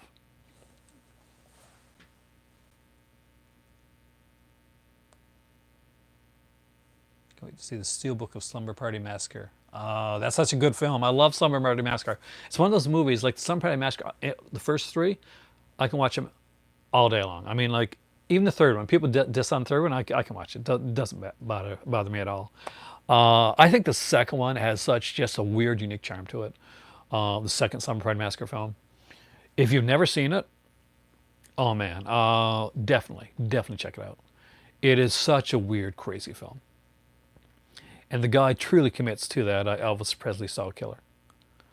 Well, Brian, I will be unboxing something that has Martin Scorsese's first film writing kind of credit in it, and actually it's a Giallo that he was his first film writing credit. So there you go.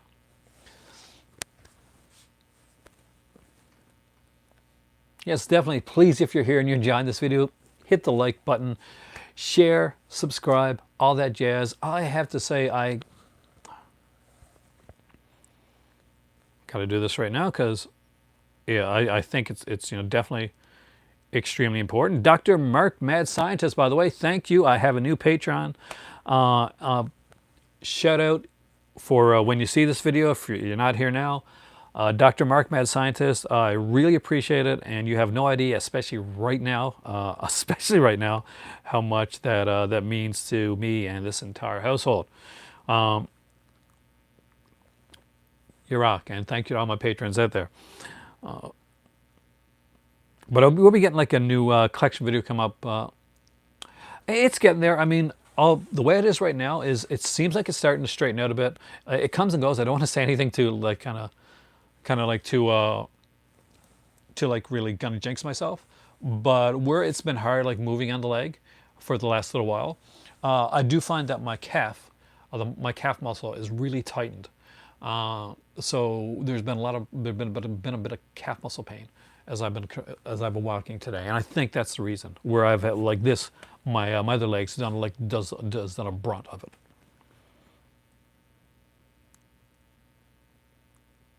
Yeah, big shit.